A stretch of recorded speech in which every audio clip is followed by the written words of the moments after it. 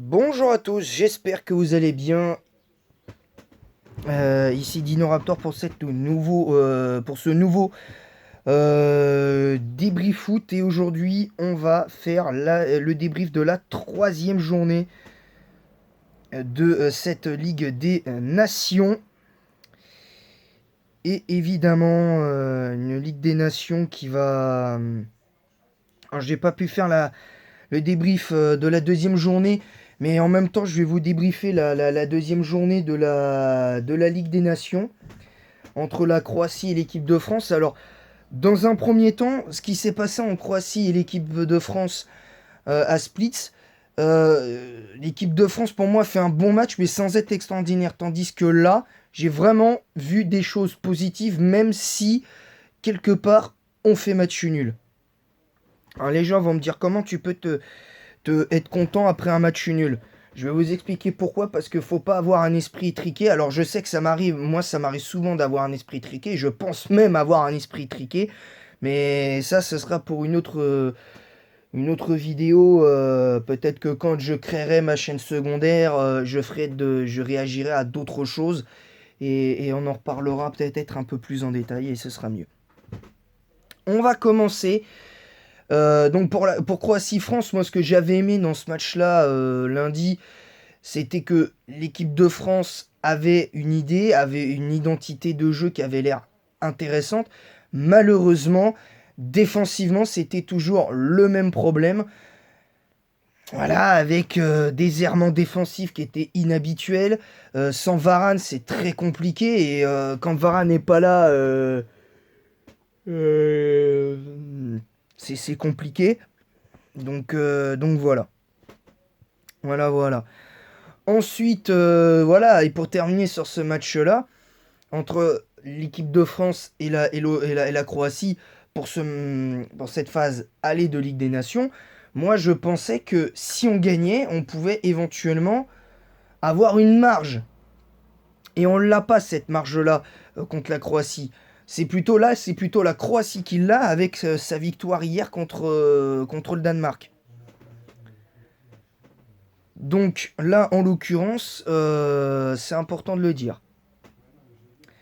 Alors, je vais commencer par mes tops et mes flops de ce Autriche-France.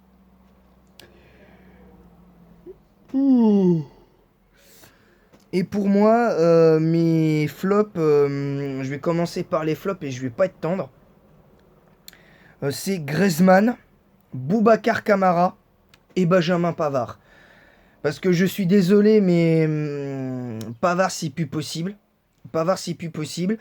Même si je trouve que, même si je dois admettre que sa deuxième mi-temps était nettement mieux par rapport à ses derniers matchs. Ça, j'en conviens, mais malgré tout, pour moi, je trouve ça a été un flop complet. Boubacar Kamara n'a clairement pas le niveau pour être en équipe de France. Il n'a clairement pas le niveau. Griezmann, c'est plus possible. C'est un de mes chouchous en équipe de France. Et il fait du yaourt sur le terrain. Il fait de la bouillie. Griezmann fait de la bouillie.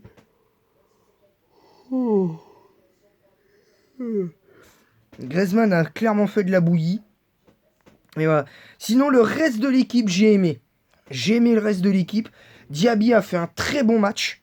Benzema a fait un bon match. Coman a été bon. Théo Hernandez a été très bon.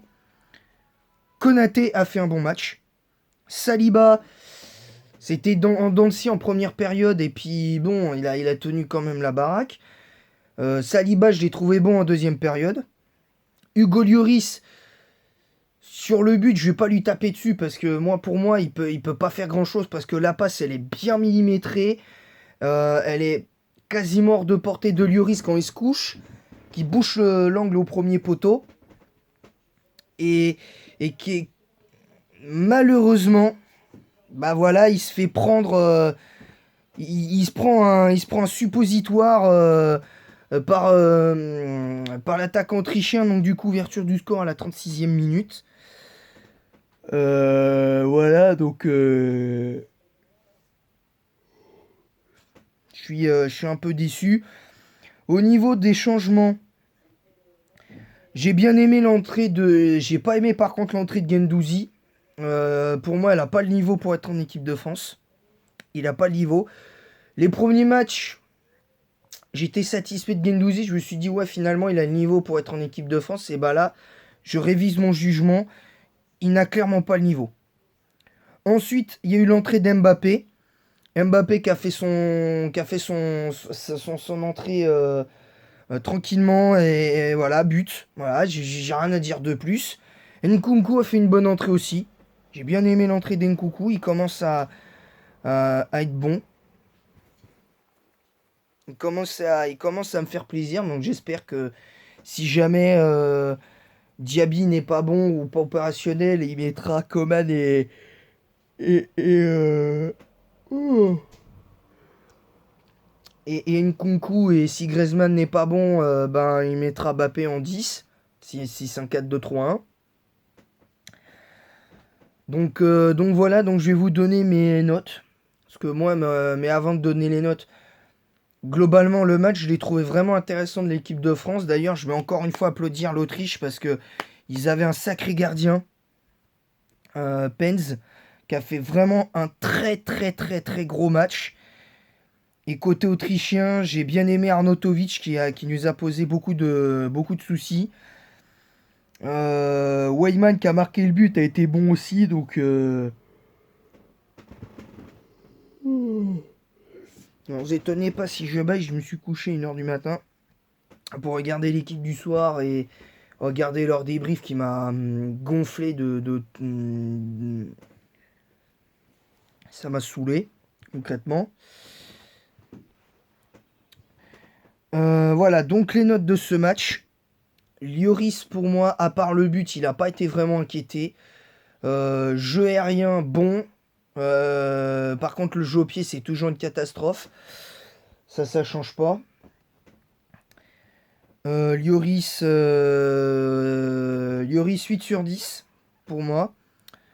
Pavard, malgré tout, même si c'est dans mes flops, je lui mets quand même je lui mets quand même 6 sur 10.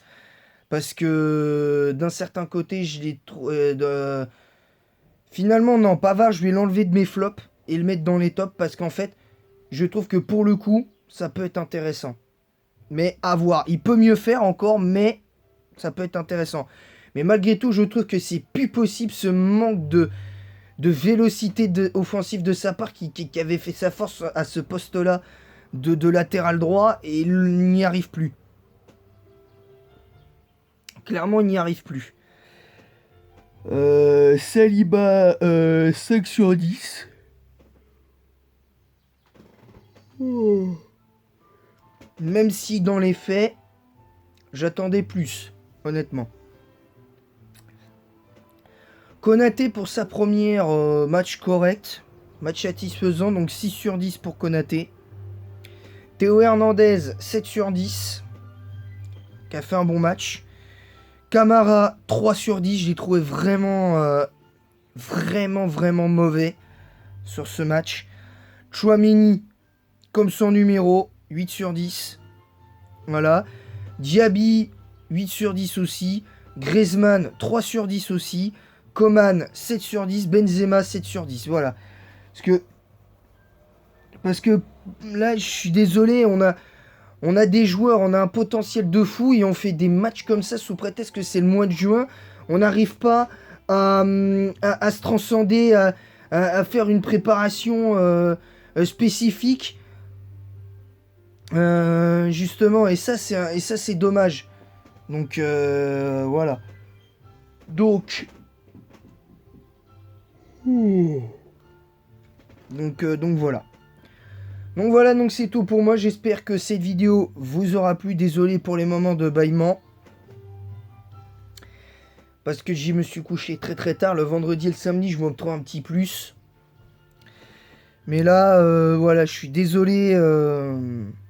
Concrètement, voilà.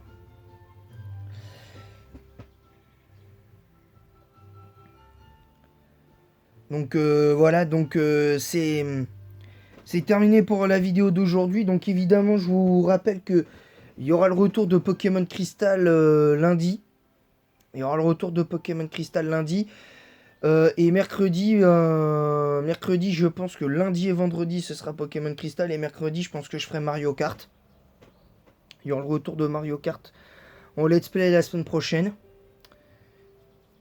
Et puis voilà. Sur ce, je vous laisse et en attendant la prochaine, je vous dis à bientôt.